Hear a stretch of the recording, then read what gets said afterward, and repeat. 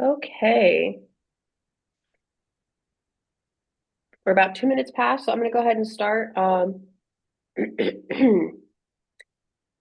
So, good afternoon, everyone, and welcome to this Workforce Wednesday webinar. My name is Jalissa Jones with the Illinois Center for Specialized Professional Support at Illinois State University.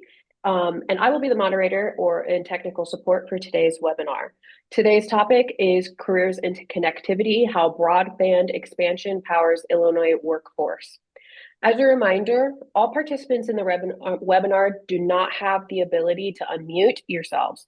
If you have a question as the webinar proceeds, please post them in the chat box or the Q&A, and we will address them throughout and at the end of the webinar, and we will pause for a Q&A.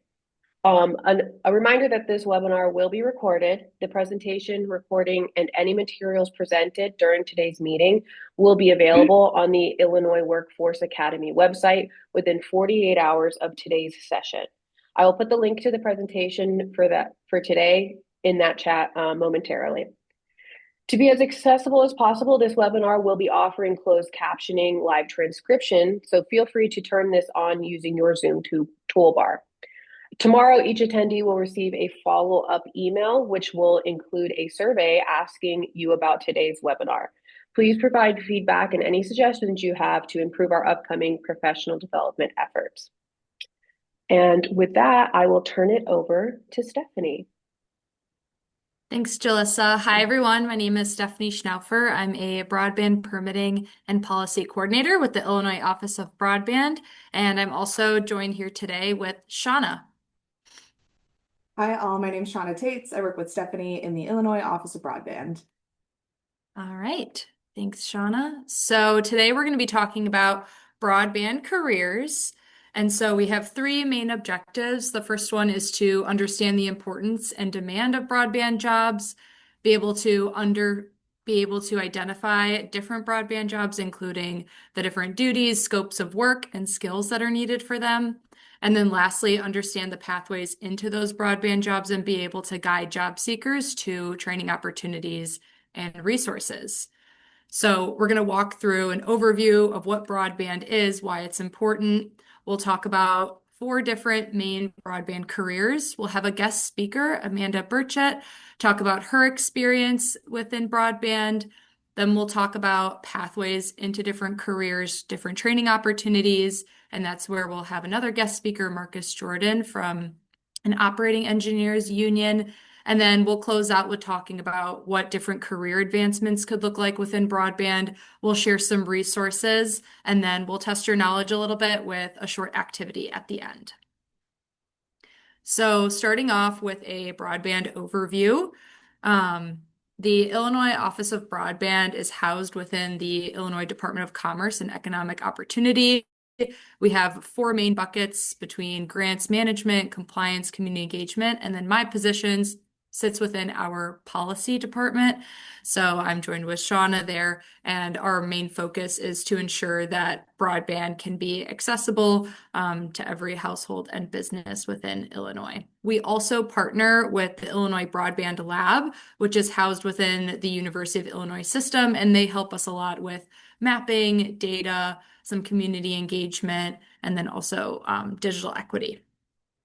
So now defining broadband and telecommunications. Sometimes these are used interchangeably, but they're a little bit different. So telecommunications is kind of the umbrella term for any transmission of data over an electronic medium. So this could be a phone call, texting, radio, and then it also includes broadband.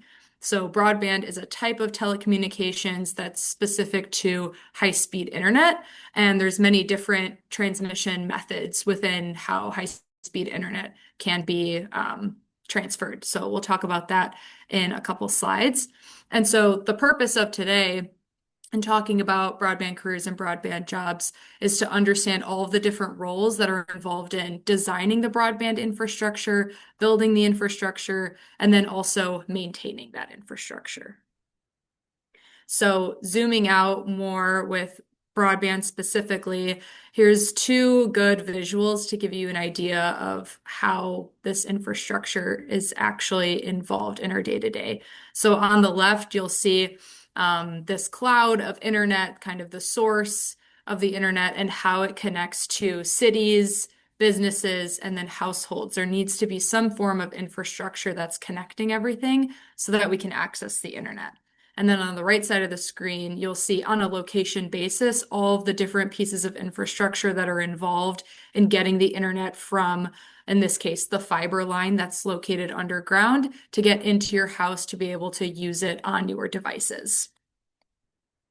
And so when I was talking about defining broadband and the different transmission methods, these are the different methods that are involved. So there's fiber, cable, wireless, and satellite. All four of these deliver high-speed internet access in different ways. So the main one is going to be fiber optic cable on the left, and those are essentially small, tiny glass strands that are either deployed underground or hung on poles, and essentially data can be transmitted across them. And then we have cable, which is pretty similar. It's the predecessor to fiber. It's a little bit bigger, and the speed is somewhat similar to fiber, but fiber is the fastest. And then we have wireless after that, which is where equipment is going to be installed on a really tall tower outside. And then there's also going to be equipment or antennas installed on the customer's location on the roof. And those two pieces of equipment will communicate to each other via radio signals. Wireless service is impacted, though, however, by weather, terrain, and also trees. So service can be kind of impacted there versus fiber and cable, not so much. And then lastly, we have satellite. Many of you may have heard of LEO or Starlink. These are examples of satellite where a base equipment is launched into orbit and it transmits, it's constantly moving around and connecting with antennas on a customer's roof. And so this service could be impacted by the number of subscribers conflicting with each other. So now that we went over what broadband is, now we're going to talk about BEAD, which is our office's main grant. So BEAD stands for Broadband Equity Access and Deployment Program. And this program is federally funded. It accounts for $42 billion across all US states and territories. But Illinois was specifically funded $1.04 billion to provide high-speed internet access to households and businesses across the state of Illinois. So the amount that we'll be serving with that $1 billion is about 157,000 locations and households. And on the right, you'll see a brief timeline of where we're at in this process. So we already did our application window in last year, 2025, in the summer, and we have provisionally awarded grantees that will be receiving this funding. And right now we're just going through approval processes to have those final awardees submitted. And then construction is set to start in about summer of this year. And then there will be a 4-year window to when all of those deployments need to finish. So from now, summer until 2030 is when all of those grants should be completed. And to give an idea of how far this $1 billion actually goes, on the left, you'll see a map. Each dot on this map represents a household, a business, or a community anchor institution, which could be a school, hospital, or government building that are going to be receiving high-speed internet access. So most of the grant is going to go towards fiber, which is going to be the dark blue. And then the light blue on the map is going to be fixed wireless, and then light green is going to be satellite. So out of that $1 billion, as of right now, there's about a $986 million total BEAD outlay that will be used. And that's going to cover about an average of $6,000 per location on this map. Also, Shauna will be dropping in the chat some resources. One of them will be our website link that if you want more details about seeing the map, seeing our final proposal, what locations or providers that we've provisionally awarded in this program, you can go to that website and all of the details and links will be there. So now we're going to shift gears. Now that we know what broadband is, we know why it's important, the high demand based on the BEAD grant. Now we're going to talk about some different broadband careers. So we separate kind of what these careers are between three different phases of a broadband infrastructure project, which would be pre-construction, construction, and then also post-construction. So starting with pre-construction, this involves anything prior to going outside and actually building. So this includes engineers, designers, permitting specialists, surveyors, and then also project managers. For construction, this is when we're outside actually deploying the infrastructure. So this includes utility locators, equipment operators, linemen, safety personnel, and fiber splicers. And then lastly, we have post-construction. So after the broadband is already built, we need to maintain it and make sure that it's being used by customers. So this will include network technicians, customer service representatives, and then IT specialists. Now we're going to talk about four of these different broadband careers. So the first one is going to be a permitting specialist. This is in the pre-construction phase. And basically for every given construction project, you need to have permission in order to do any of that building and any of that construction. So it's required that you obtain a permit from any relevant entities that own that land in order to get permission to start doing construction. So a permitting specialist is important on the internet service provider side as well as the landowner side. So on the provider side, they will need to submit their engineering documents of their business, and essentially create the application and submit it. And then on the landowner side, somebody's going to need to review that application, evaluate it, send it back for any scoring, and then get approval from anybody else on the landowner side. So key insights for this position would be somebody would need to be really organized, somewhat of like a type A personality, somebody that's very detail oriented. There's not as much experience required for this type of position, so it could be very entry level depending on where you're applying to. And since it's pre-construction, it's going to be a safe work environment. You're going to be working in an office setting. Next, we have utility locators. So this is in the construction part of the phase. So utility locators are going to be people that mark the ground with paint to identify where there is existing utility infrastructure installed underground below a project area. So as you can see on the right side, it's essentially holding two pieces of equipment. One of them is going to be testing the ground to see where there is infrastructure, and it's going to beep in a certain frequency to say that there's already a water pipe or a gas main or electric wiring underground. And then they'll mark, in his other hand, he has kind of a stick with paint on it, and that's going to mark that there's stuff underground so that by the time that the construction crew comes, they can avoid those areas to not create any damages. This job is one of the highest in demand for the BEAD program because every single project, as you saw in that previous map, most of the projects are going to be fiber, which means that a lot of them are going to be digging underground, meaning that they're going to require locates to be done, which is marking the ground in the paint. So it's estimated that for every construction worker that's out there, there might be 3 to 5 utility locators for just that one construction worker. And locating is already a field that lacks demand. So then adding on this speed program is going to create more of a demand for these positions. What's good about utility locators is that there's very minimal requirements. So low barrier to entry. The training process is also pretty straightforward, and usually you can get hired onto a utility locating company and they'll train you in-house. It's a much lower impact job with less physical demand, as you can see in the photo. So it's a lot safer of a work environment compared to some other construction jobs, and you're also completing a lot of your work independently. The next one is going to be a heavy equipment operator. So essentially, once that ground is located and you're going to be digging, you'll need somebody to operate that equipment.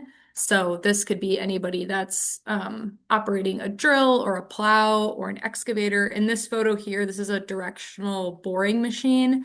So you could see, I don't know if you could see my mouse, but on the lower right-hand side, there's this pole, and it's a thin shovel essentially that's digging a hole, and then there will be fiber or cable that gets strung through it from the other side. Shortly, we'll have a guest speaker that will talk about the union, the Illinois Union of Operating Engineers. This is a common place to get trained as an apprenticeship opportunity. So there's no experience required if you're going through that route. But this job does have a little bit more risk attached to it. It's a high labor job, and your work can be completed with a team.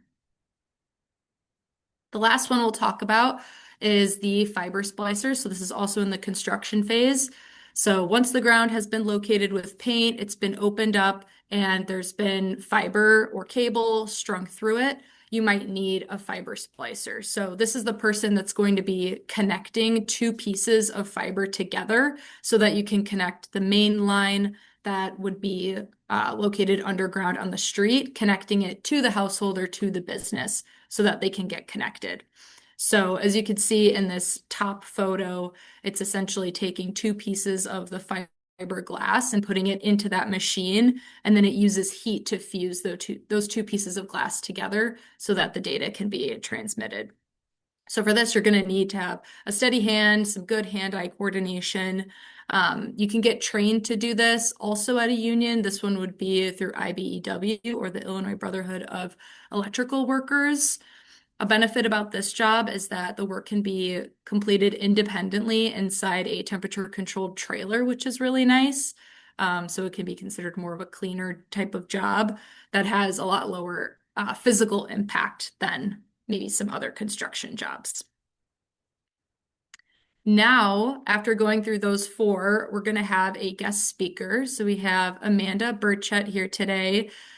She is an area manager right now at Davie Resource Group, and I've highlighted some of her past work history on the screen as well as her training history.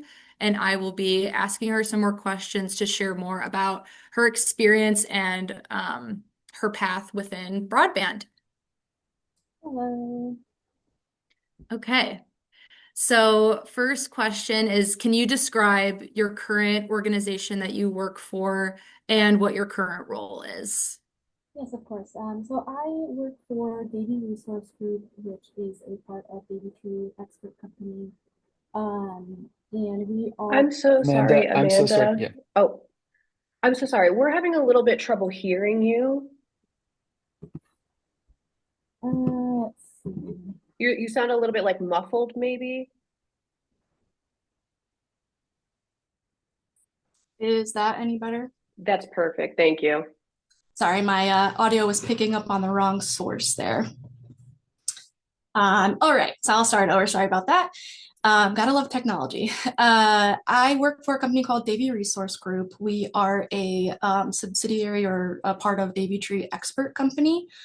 We are an employee-owned company that's committed to delivering expert asset management consulting. And I work under the engineering services segment as an area manager, as you can see on the screen. I believe it says that. Within our organization, there's different segments. So you're mentioning construction. A lot of what I do is pre-construction. A lot of the engineering services route for a lot of our work. And the projects that I manage as an area manager focus mostly on make-ready engineering, which is making the utility pole ready for a third-party applicant. So any telecommunications companies to attach to a utility pole, make sure it's safe and up to standards and codes. We also work with different utilities on improving their infrastructure as well.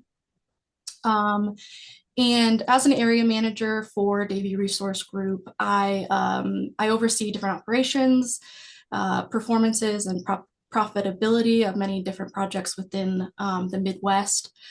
Davie Resource Group is throughout the whole country, but I mostly focus on the Midwest area. So I focus on sales and managing our staff and just ensuring that our quality is consistent for our clients and what their needs are. And making sure we're within compliance of any of their standards as well as any of the national standards. Yeah, I think that's pretty much the day in my life. So Cool.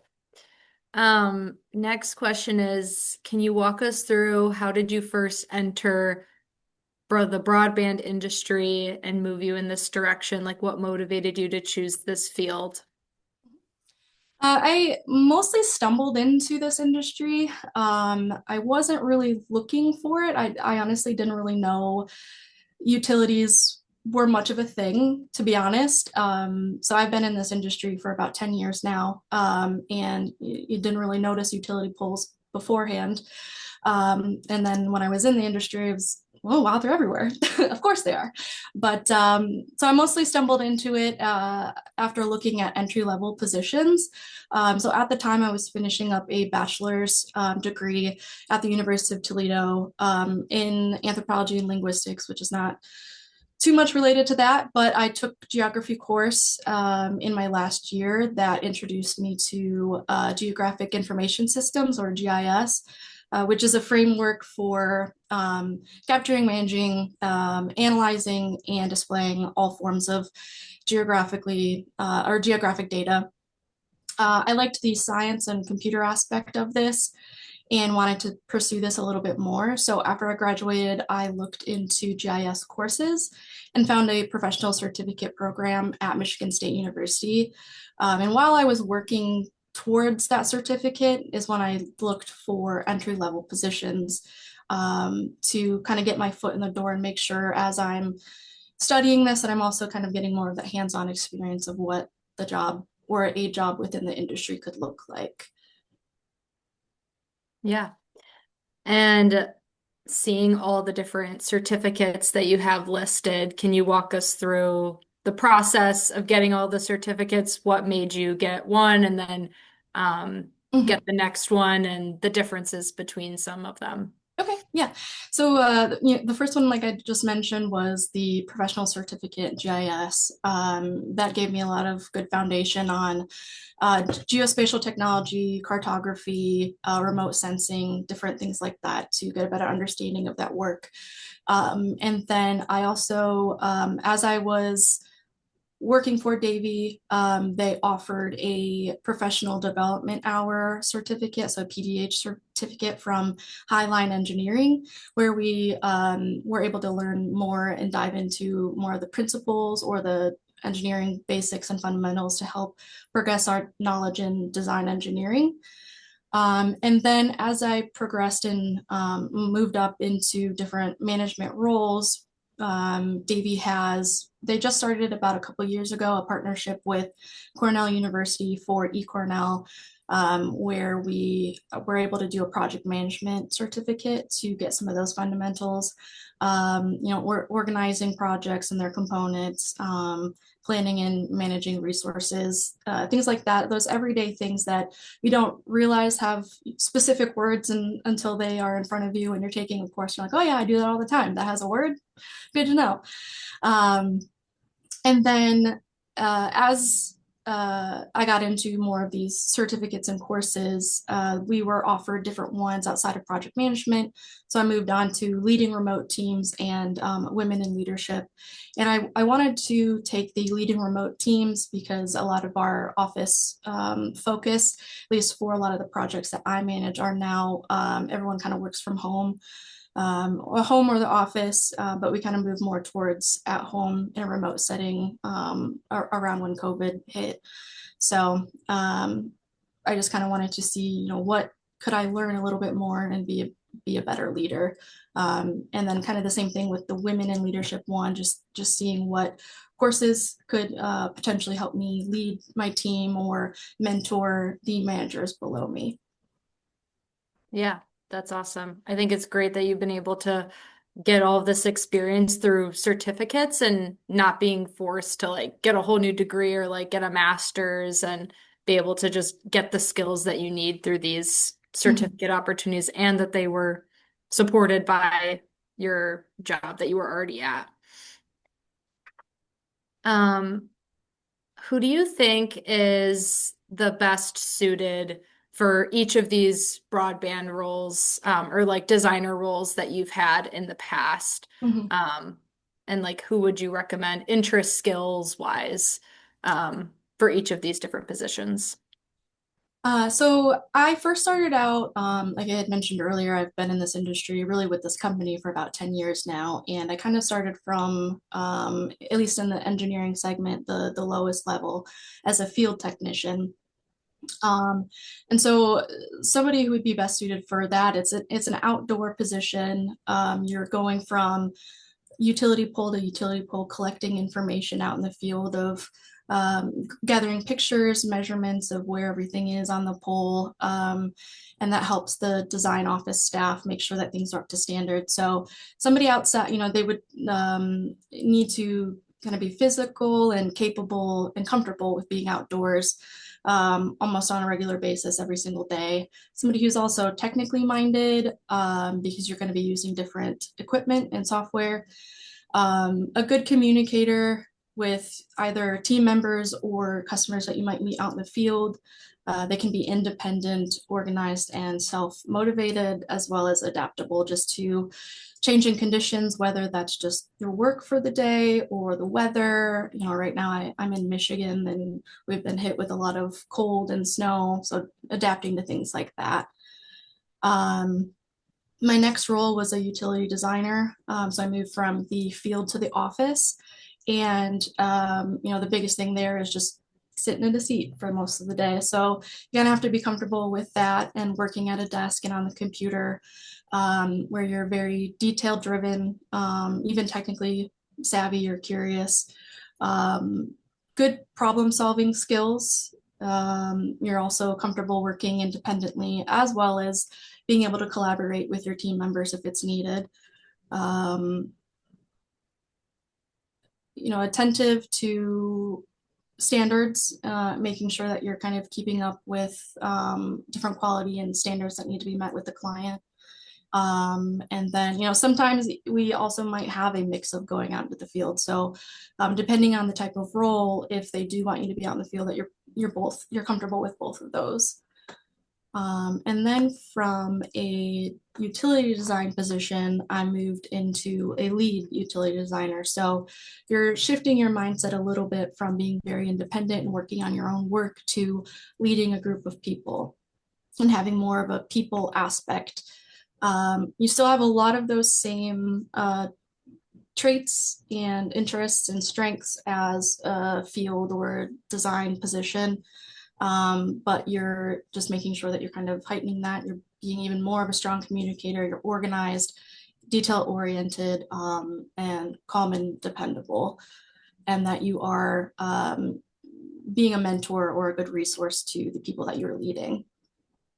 And then the next two are pretty similar. I was a project manager and then an account manager before my current position as an area manager. So you're still taking a lot of those, again, those same strengths that you had with those other positions, but you are being even more of a relationship builder, again, even moving further away from the day-to-day design and even more with people. You're managing people, that's kind of your day-to-day. So then you're skilled in project planning, risk management, scheduling. You are able to talk to stakeholders or clients. And you are, again, adaptable and proactive. And then moving into like an account manager, you're maybe moving into more of the financials if you already weren't doing some of that with project management. But you're just kind of negotiating a lot of those and those expectations as a manager. And you're just being strategic in some of your thinking. And again, still pretty calm under the pressure because you're in a way a little bit of a middleman as a manager between clients and or your own your own company's needs. So yeah, I think that's pretty much it. Yeah, thank you.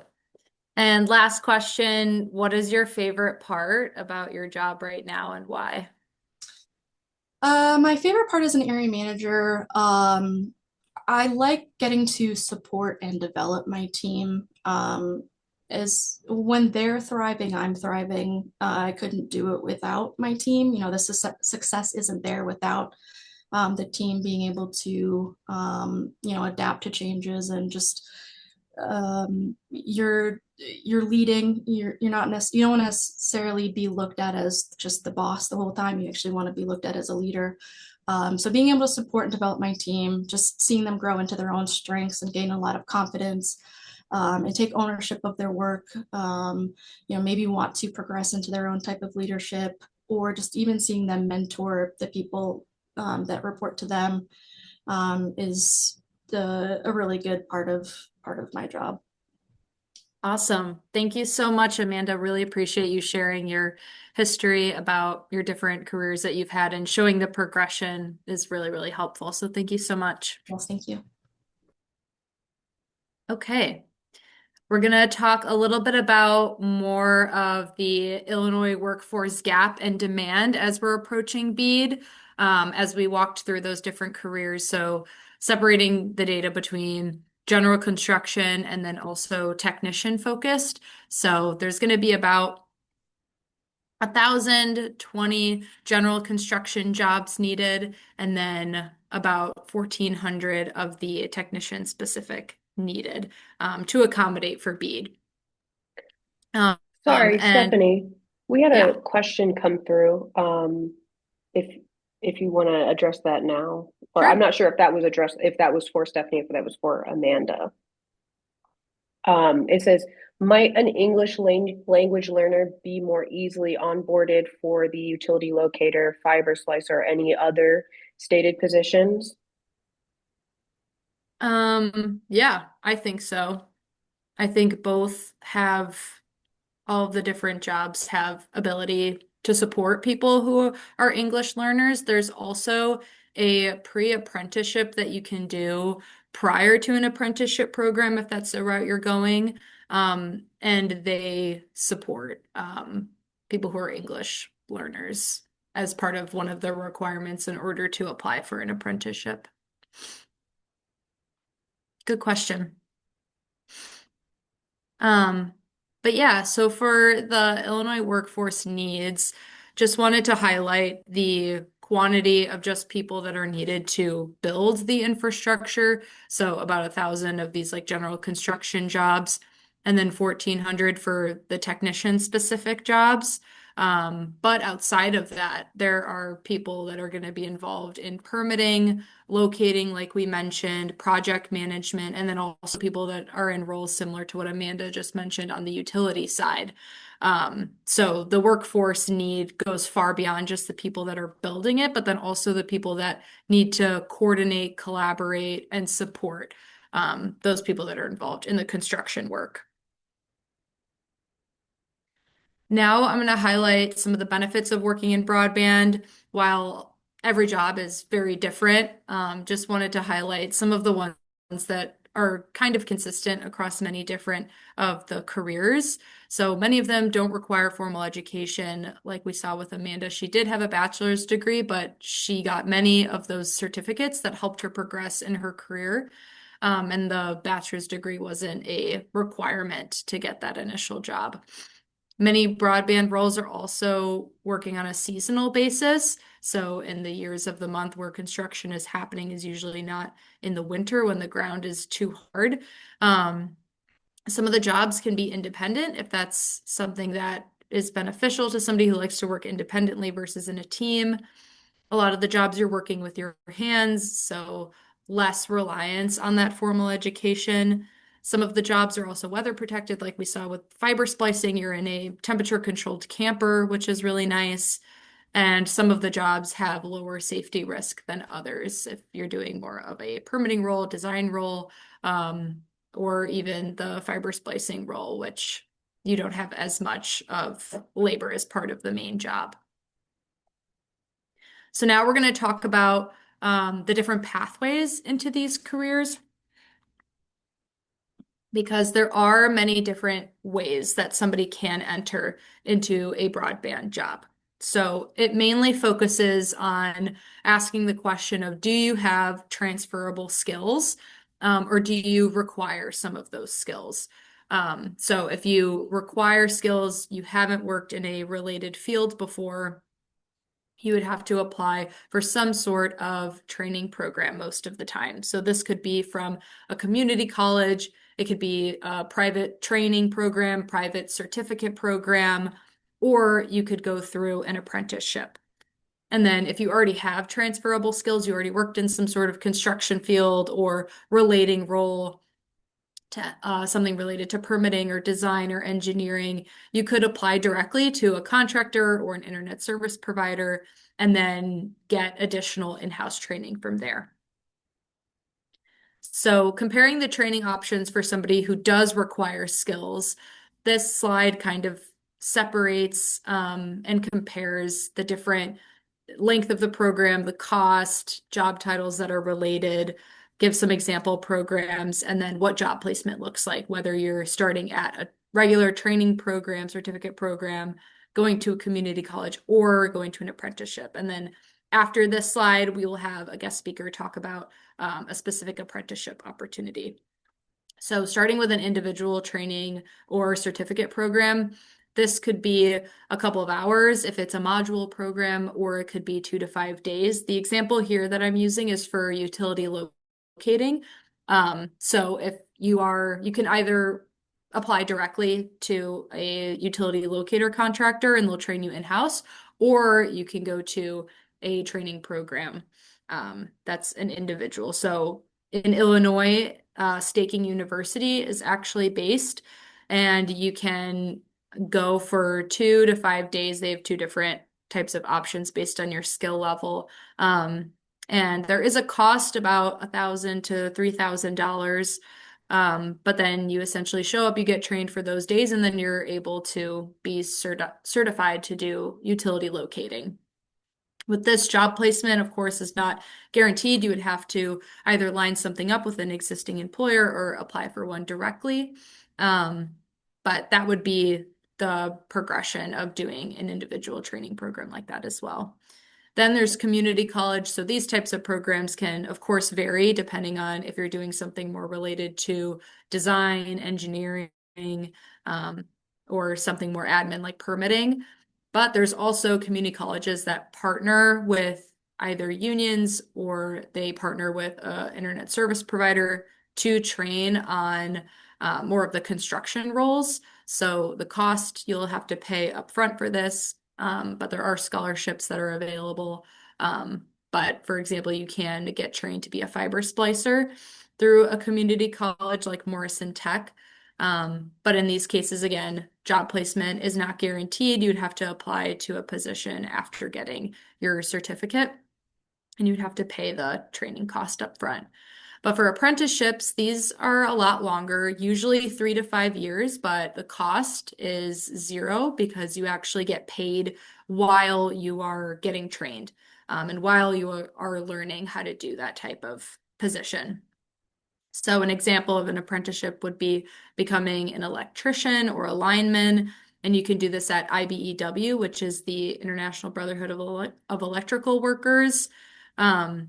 And with this, you would have immediate job placement, immediate job security, since you were essentially working and getting paid to already do projects with existing contractors.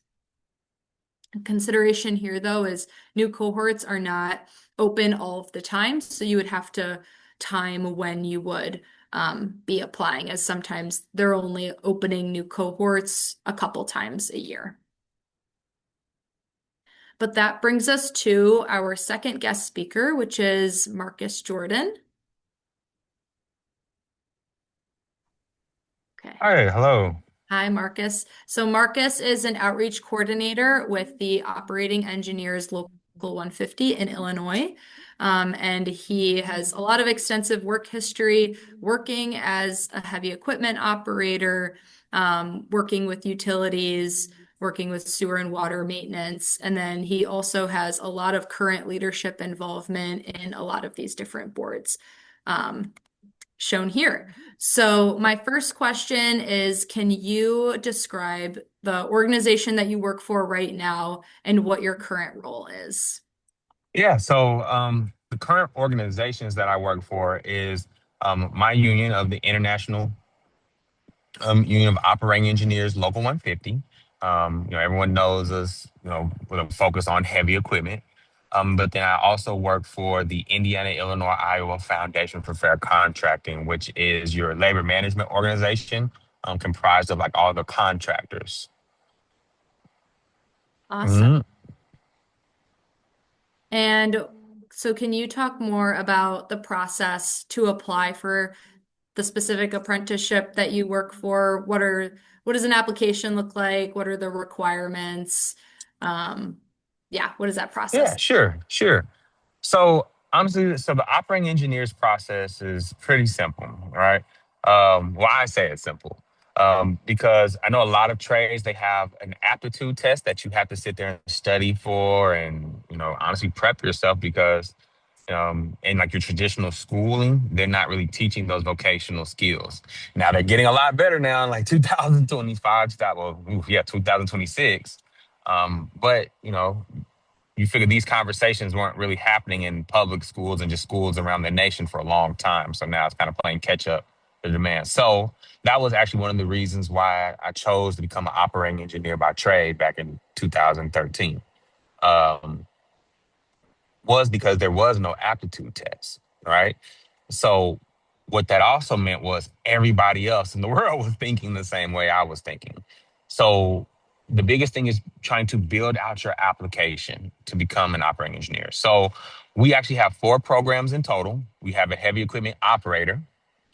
You have a geothermal well driller, or we call it the drillers program. We have construction building inspectors, construction building and material inspectors. And then we also have the heavy equipment technicians program. So those are our 4 US DOL approved programs. To get into any of them, it is a $25 money order. And then, well, actually, it's a $25 money order if you choose to take the traditional route of going to the union hall, picking up an application. Now we actually have it to where you can apply online at aceblocal150.org. There, because you're doing it online, it's the same way if you sit here and you purchase something from Costco online or, wherever, right? You got to put your card on file and you sit there and you make your purchase there. Once you sit there and you do the registration fee, an application will either be sent to you or you'll fill it out online. You submit all the information needed. And then on our end, we score your application. So your application will be scored based off of education. So when I say education, meaning your legitimate transcripts for wherever schooling, high school, any kind of vocational school, any kind of college, whether completed or not, you submit those transcripts and we're going to score them. Next is going to be certification. So I heard you sitting there talking about pre-apprenticeship programs, right? Those pre-apprenticeship programs like Illinois Works programs, different things like that, that literally will help you on your application process. Next, is going to be, I'm sorry, letters of recommendation. I'm sorry, certifications. Next is going to be your letters of recommendation. So when we say letters of recommendation, it's individuals outside of family, right? So you're going to want to do, like if you go to a pre-apprenticeship program, it's going to be your instructors within the pre-apprenticeship program, your educators, previous employers, people like that that can sit there and not only speak to your character, but literally talk about your work ethic and why they feel like you would be great for one of those programs that you see here and apply for us. Um, yep. So I want to make sure I hit all points. So transcripts, right? Education, um, letters of recommendation, certifications. Oh, and sorry, and work history, right? Wanting to see if you have the ability to commit to something, right? So we'll score you based off of like the longevity that you've been on jobs. So pertaining to the actual B program, right, broadband, the industries that are going to be focused or the programs that are going to be focused heavily on that is going to be Definitely gonna touch all four in some capacity, but definitely heavy equipment operators program, and then the drillers program as well, right? Because you do a lot of boring, different things like that, as well as excavation. Right, those two programs are gonna be where you really want to focus on. Awesome. Thanks for that. Mhm. Can you describe, I know you mentioned there's four different types of programs, but specifically for operating engineers, can you describe the types of training that the apprentices go through? What skills do they obtain? And just kind of walk through the different areas that they'll get trained in? Yeah. So, well, first it depends on which program you go into, right? So I would say if we're gonna focusing more on the heavy equipment operator and the driller program. Once you complete your application, we're going to score, and then you're actually going to come down to our training facility for 2 weeks, a 2 week evaluation, right? So, where you're going to be literally pumped with a lot of information, a lot of safety practices, honestly, seeing if you can listen on the job, right? A lot of simulator work, and then you transition to actual practical real life work out inside of like out in the field, right? Well, actually in our field, right, on our actual facility. So we're going to teach you, like, okay, these are what these methods look like. After that, if you're someone that we feel is safe, you're going to sit here and transition and be placed on the job to shadow a journeyman or a journeywoman on the job, right? Then from there, you're going to work the full construction season. Once that construction season is over with, well, I'm sorry, in between the time of that construction season, you have some mandatory classes that you have to come to. But once that season is over with, you were talking earlier about how in the wintertime, it slows down because of the permafrost in the ground. That is when you actually get laid off. And that's when you're training your actual, well, you train all year, but your actual like course classroom training kicks in, right? And that's where you're going to be learning. If you sit here and you're doing more of the excavation side, then you're going to be in our 120 square foot, indoor arena, learning how to properly excavate and dig ditches, right? Learning the soil, being able to sit here and say, okay, hey, this is loose soil, so we might need to sit here and put in a um, I'm sorry, I just went blank, but you might need to sit here and put safety measures within the ground so that way individuals can work, right? So the electricians can sit here and pull lines through. Um, or clay, what does it look like to sit there and the difference between topsoil and clay on, how you're going to sit here and excavate that. Boring, right? If you sit here and you go into that route, what does it look like? Not only are you being an operator sitting in um, that actual piece of equipment, but as you're your spotter, sitting here, running the actual equipment that says, okay, hey, you need to go 5% down, right? And sit here and spot that actual driller operator on where that drill bit needs to go.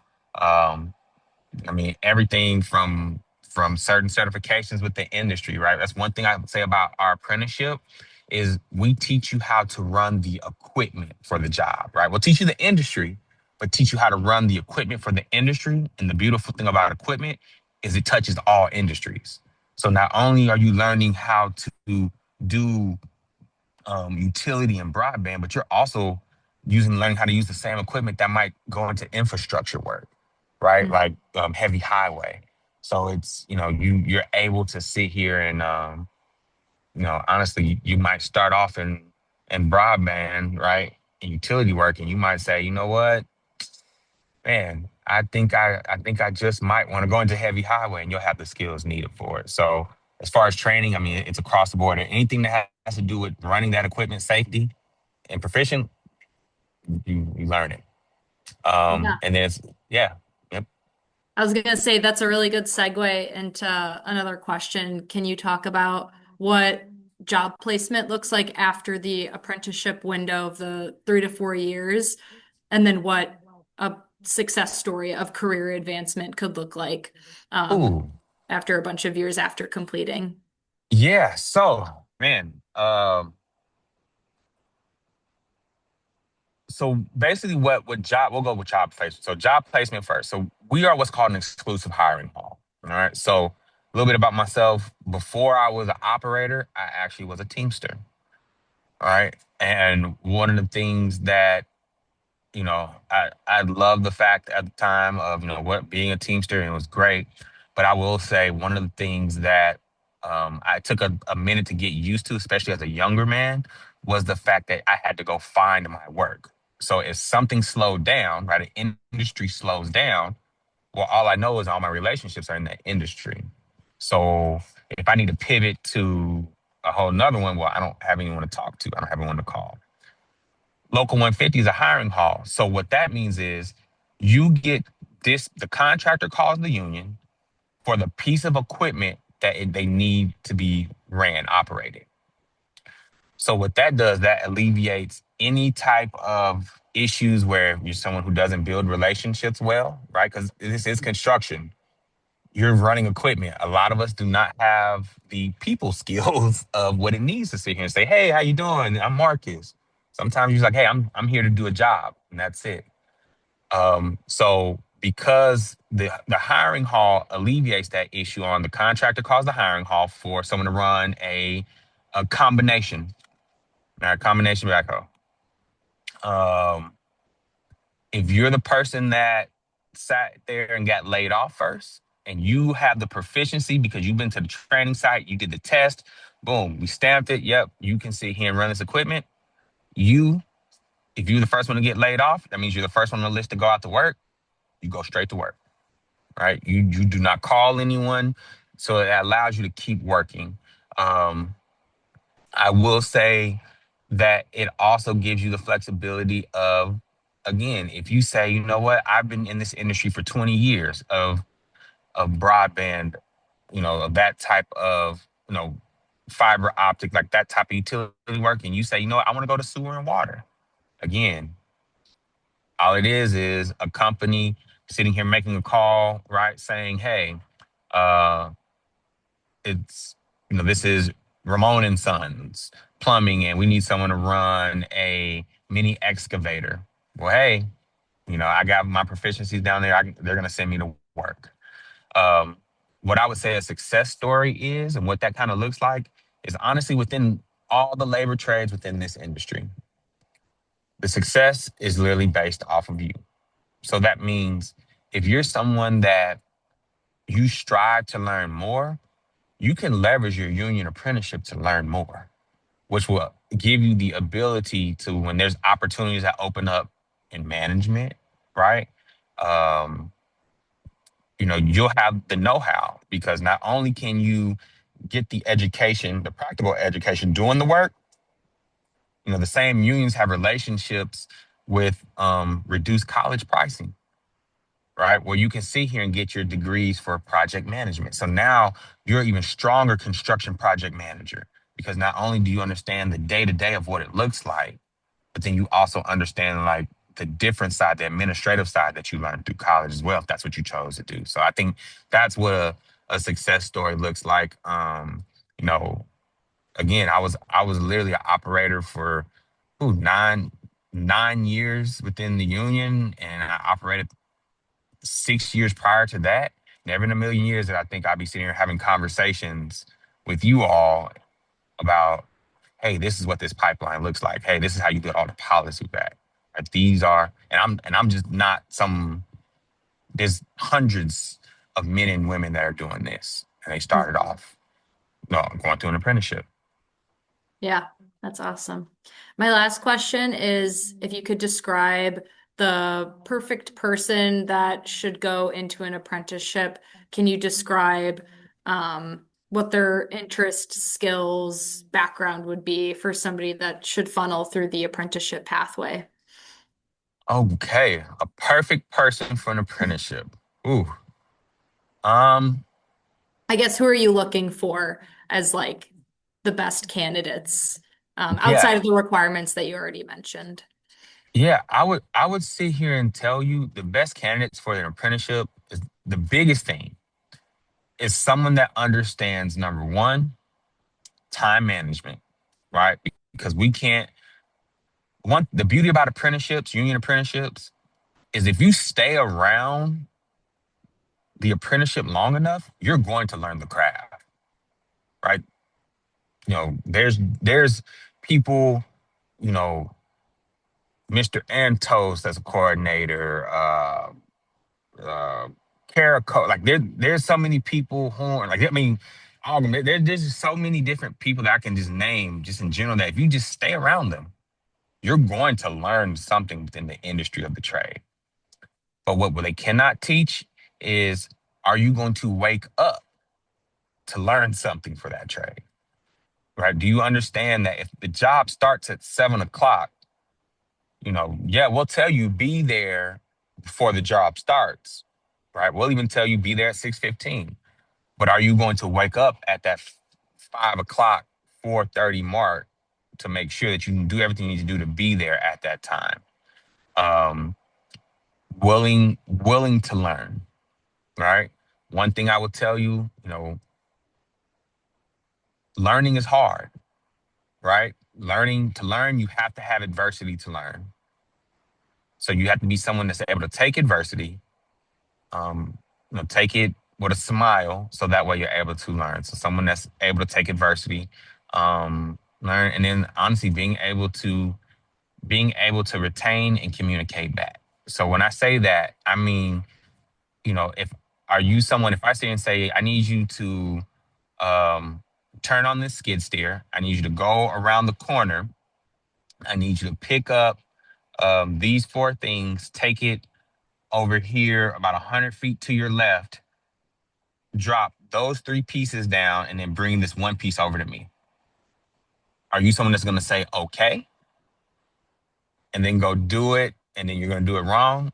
Or are you someone that, just being honest, it's your first time, first day? Yeah, I didn't get all of that. Can you please reiterate, say that again? Right? If you're someone that can do that, then honestly, those main components, you'll be successful in the trades. You will. I guarantee you will be successful in trades. Awesome. Well, thank you so much, Marcus, for joining and sharing all that really great information about the apprenticeship. Really appreciate it. Anytime. Thank you.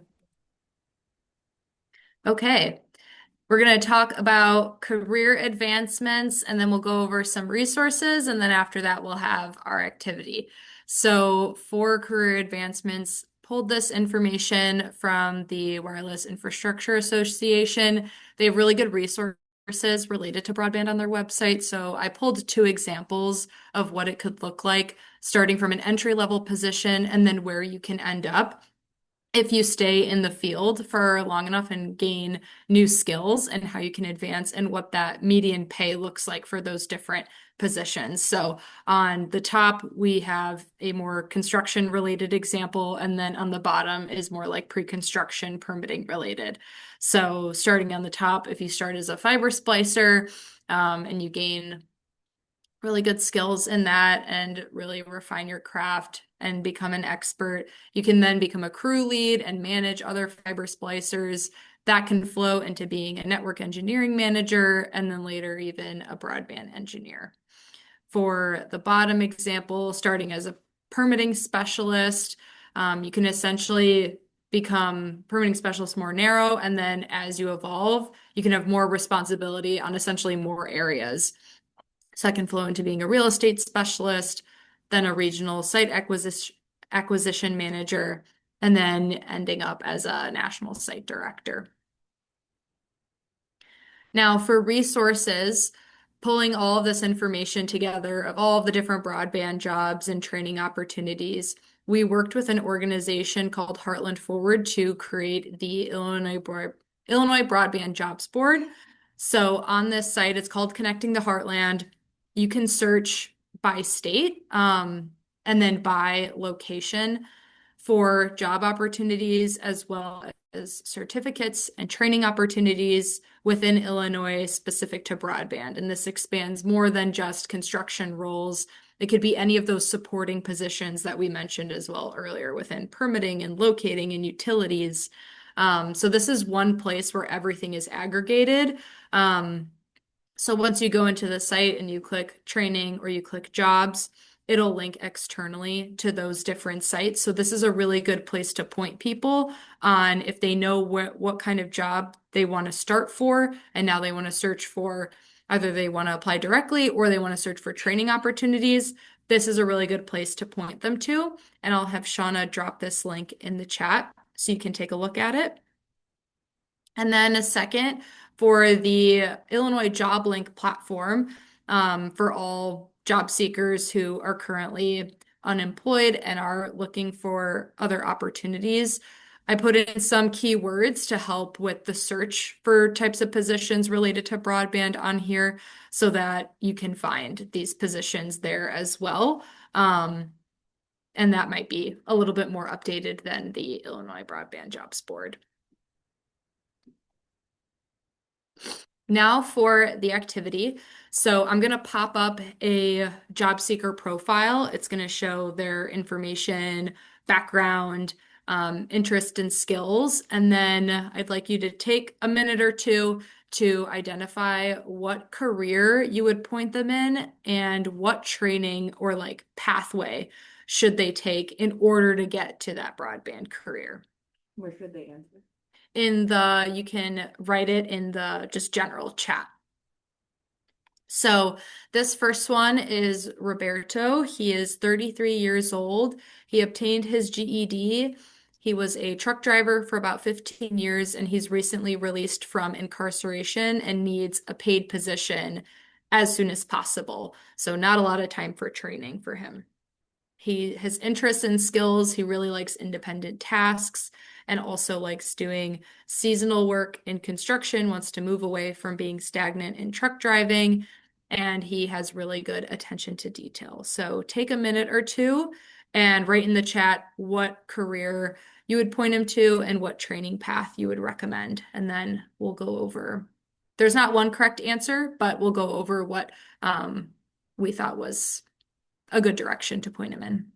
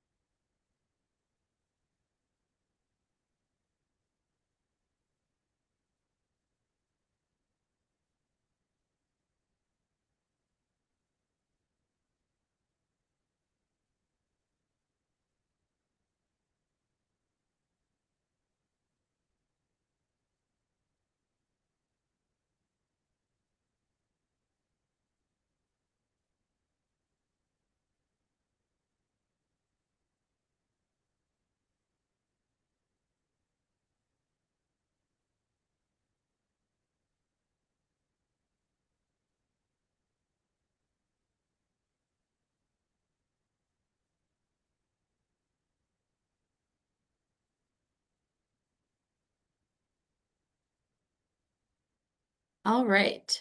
So for Roberto in this case, we said utility locator for the career path and then applying directly at a contractor. So the keys here was that he wanted to move away from his previous experience in truck driving and wanted to do something within construction, but that he needed a paid position as soon as possible. So not a lot of time for training. So since utility locators are the highest in demand position right now related to broadband, we're going to point him in this direction so that he can apply directly to a contractor and do all of his training in-house. So wouldn't need to deal with any upfront costs related to that. Another option here could potentially be an apprenticeship as well, if the timing line was lining up good with when the apprenticeship was opening up for new cohorts, because he would be trained at the same time that he would be paid at the same time that he was doing the training as well. Okay, the next one is Tyler. So background here, this is a recent high school graduate, so 18 years old, not a lot of job experience, but interests and skills, really likes physics, good with technology. He refurbished his old computer, and he has a desire for doing a trades job with lots of career progression and enjoys working with his hands. So think about what would be a good career path and training path for that career.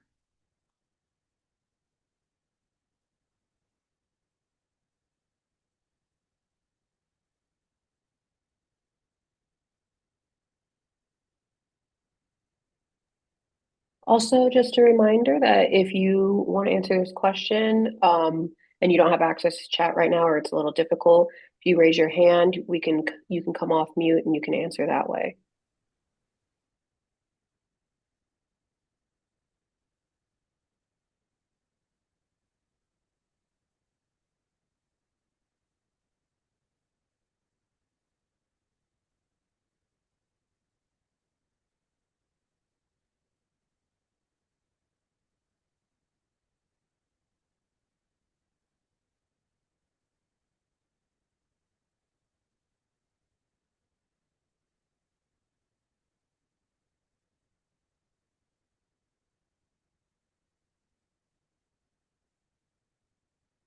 All right.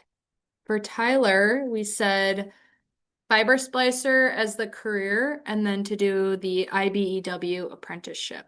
So fiber splicer seemed to match based on the interest in technology, working with his hands, good at refurbishing his old computer. So because of that, probably has good attention to detail, good with networking and working with his hands, hand-eye coordination, which is related to being a fiber splicer. And remember, that's attaching the two pieces of glass together in that machine, and you're typically working in a camper, temperature-controlled camper.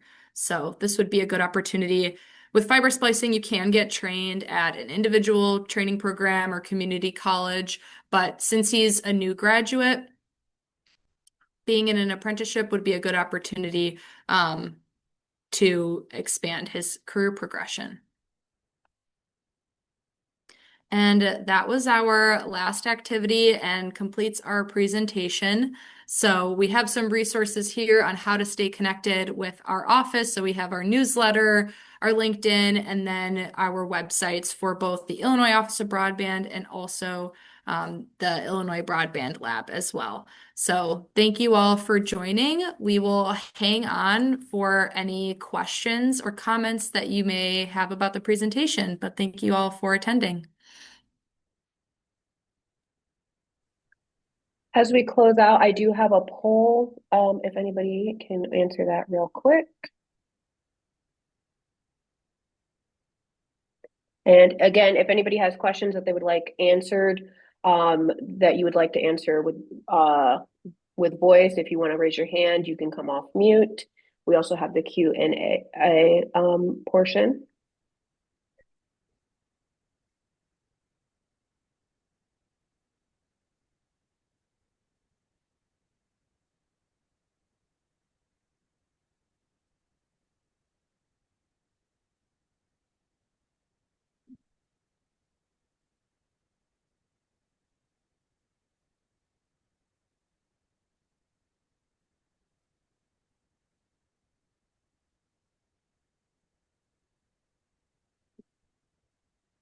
No? Okay, if nobody, I'm not hearing any questions. I mean, you have with this recording will be available, so you can refer back to it. But if nobody has any questions, thank you. Thank you for attending today's webinar. I'll put a follow-up survey in the chat if you would like to take some time to immediately preceding the webinar to provide feedback and any suggestions to help improve upcoming webinars. That same survey, along with a link for this presentation materials and recording, will be located in tomorrow's follow-up email as well.